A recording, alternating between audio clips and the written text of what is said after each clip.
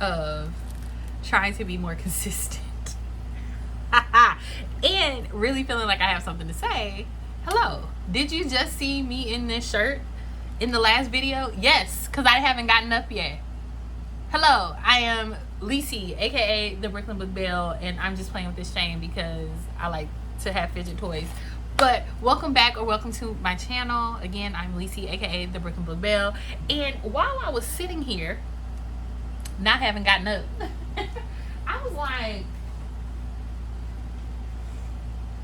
you did a book haul, let's talk about the books you bought, because I wasn't even supposed to be buying books. Ooh, and I think I have one more by the door. Hold on.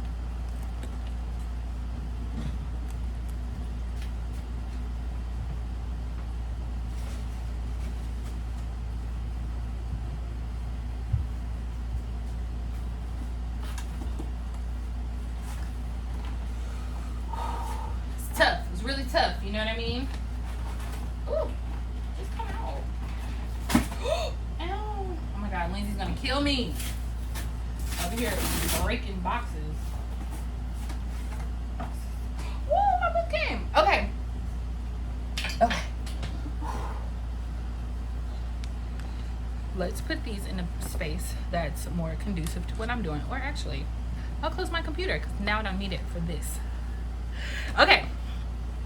So I have been trying to use up my thrift book credits. So if you make, or if you purchase a certain amount, which I really love Thrift Books' loyalty program, it builds up points, and then you get a $5 credit for a book that's like $5 to $6.99 or something. I don't know, but they told me my credits were about to run out.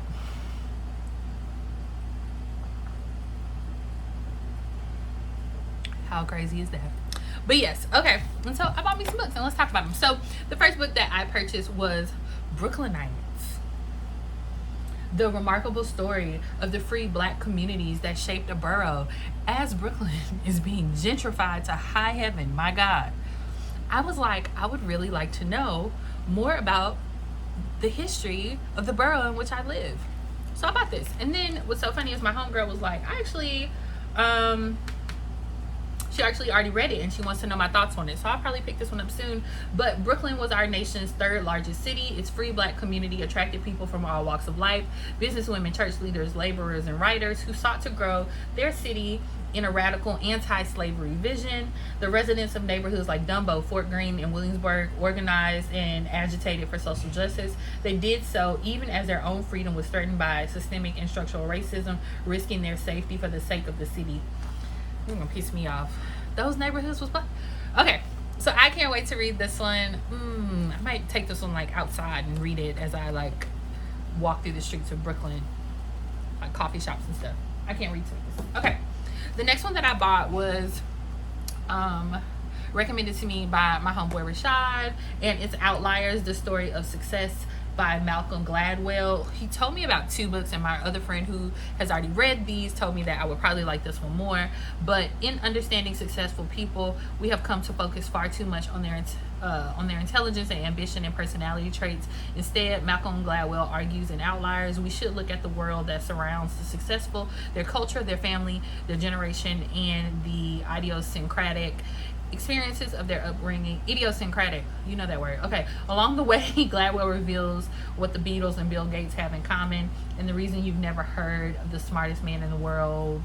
Okay, people whose achievements fall outside of normal experiences. Okay, I will say, my friend who recommended this book read two romances that I told him to read, so this is me exchanging, right, book energy for book energy. He read the book that I asked him to read, two Black romances, and so I am going to read this book.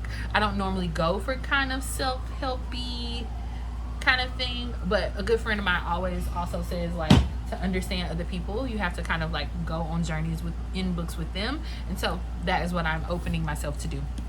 Okay, the next book that I got was Black Women Taught Us, An Intimate History of Black Feminism by Jen M. Jackson. This is my offering, my love letter to them and to us. A professor of political science and a columnist for Teen Vogue, Jen M. Jackson, PhD, has been known to bring historical accuracy cutie, to some of the most controversial topics in America. Now in her first book, Jackson applies critical analysis to the questions that have long energized their works. Oh, it might be a their. I'm so sorry if it's they, them. Why has black women's freedom fighting been so overlooked throughout history? And why has our society lost because of our refusal to engage with our four struggles lessons? Huh. Listen. Okay. A love letter to those who have been minimized and forgotten. This collection repositions black women's intellectual and political work at the center of today's liberation movements. Okay, I'm super excited to read this one. And I feel like I remember this being on... Sorry, I'm trying to get it so that you can see it. But I think I remember when this came out. And I probably had it on my list. Well, I got this from the Charles County Library. I know that's right. Okay, if it came out in 2024, I probably had it on my books that I wanted to read in 2024 and just never got to it. Okay, shout out. I'm excited. So I don't know if I've talked about this here, but my final project in grad school was thinking about adult learning through a black feminist lens. And so I'm very curious about how black women have historically created and shared knowledge and information amongst each other. I think that there's something there. I think that as a group that lives on the margins, we do things, right, that other groups don't have to think about.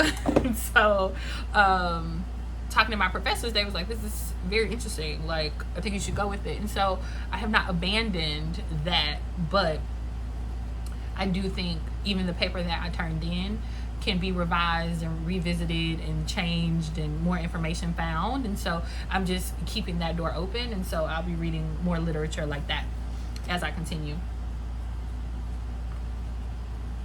I also don't know how these huge horse flies keep getting in my apartment, and there's one on the window and I really want to kill it.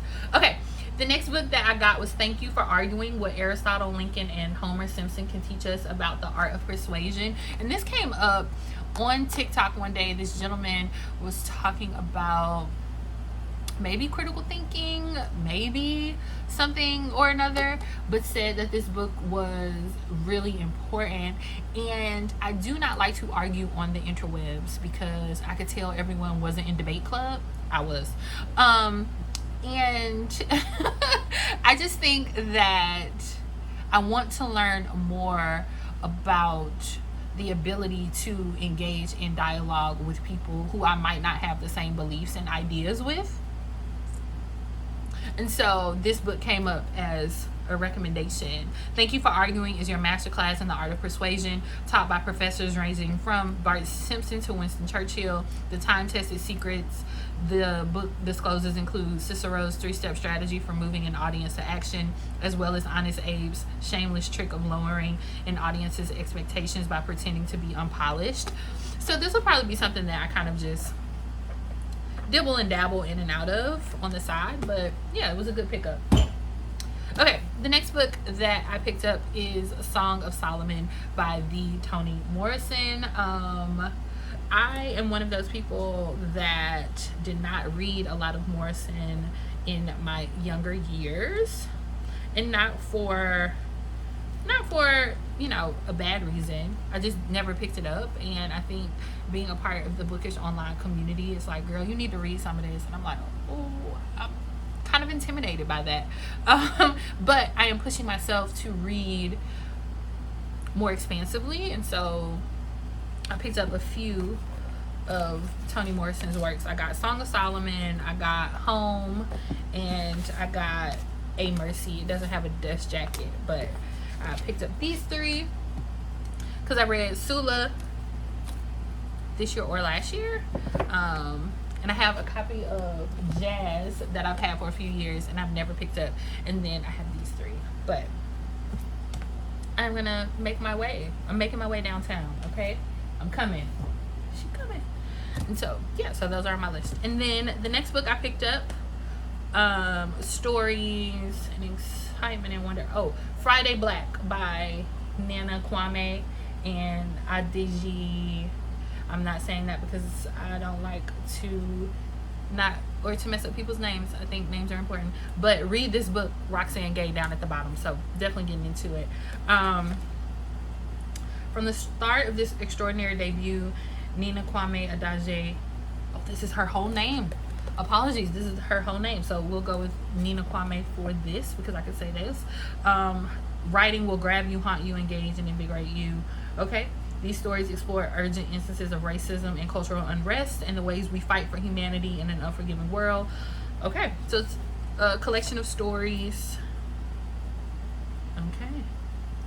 Nana. Nana. I knew a Nana. Kwame. Okay, this is a gentleman. Okay. But Friday Black. And I saw this on someone's TikTok list, and I think it was with the 3 Toni Morrison books that I chose and another book that I chose that were just not long reads but important reads. I feel like that was the list that I saw, and so I picked this one up. But yeah, Friday Black, I want to get into that. Okay.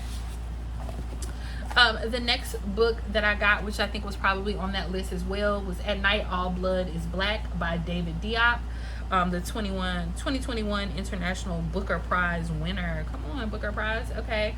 A Senegalese man fighting as a so-called chocolate soldier with the French army in World War I. His friend, is mortally wounded in battle. The friend begs him to kill him and spare him the pain of a long death in no man's land. But the main character can't bring himself to strike down a man who is like a brother to him. And Madimbe dies in agony. Lord have mercy. Okay, listen. Again, trying to expand what I'm reading, and so I picked this one up. It is probably like unlike anything I've ever read, and I've never read this author, and so I'm excited to read it. I'm gonna pick that up. Okay, the next book that I got was Using What You Got by Quionones Miller. And I bought it because I also got a copy of Satin, which I remember this book from high school. I feel like I read it like a long time ago. Because when was this book? 2000. Yeah, so I read this probably like middle school, high school. But I remember I had a paperback copy, and I don't know where my copy is. And so I was like, you haven't read that in a really long time. And I like reading books that I read like in my high school reading days, and so the author wrote both of these, and I could pick them up with my book credits, and so I got both, which I'm really excited about. Okay, next I picked up a copy of Plot and Structure, techniques and exercises for crafting a plot that grips readers from start to finish. We're just gonna let you draw your own conclusions about why I would pick this up.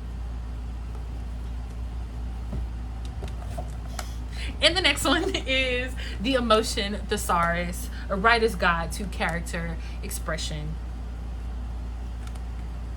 Heard good things about this one as well, so I picked these two up. Oh, and the last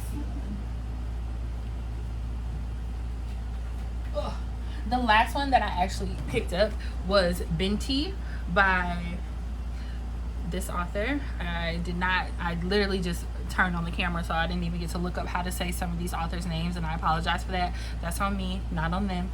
Names are important. We have to respect people by knowing their names. I believe in that. But this is a Hugo and Nebula Award winner, and it follows Binti on a journey from her home planet to the Umaza University, and it is a wild ride for this young lady, just getting from her planet there. I literally read this last night, and I really enjoyed it.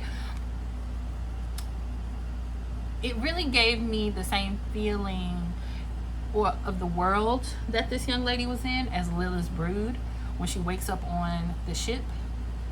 I don't know, so I just kept thinking about that. So maybe it's time for me to reread Lilith's Brood. But this was a really short, very interesting read. I understand why it won the awards that it won. And again, trying to read for expansiveness, this was a great read. And yeah, so that is my little book haul that I did just to satisfy an itch of buying some new things. And shout out to Thrift Books for all of my credits, because I sure do spend a lot of money with y'all. But yeah, if you've made it to this part of the book, please don't hesitate to drop a little stack of books similar to the one that I have behind me, and let me know down below if any of these books have sparked your interest, or if you've read any of them, or if I should move them up my my list, my little priority pile a little bit sooner. But yeah, thank you so much for watching this video, and until next time, you guys.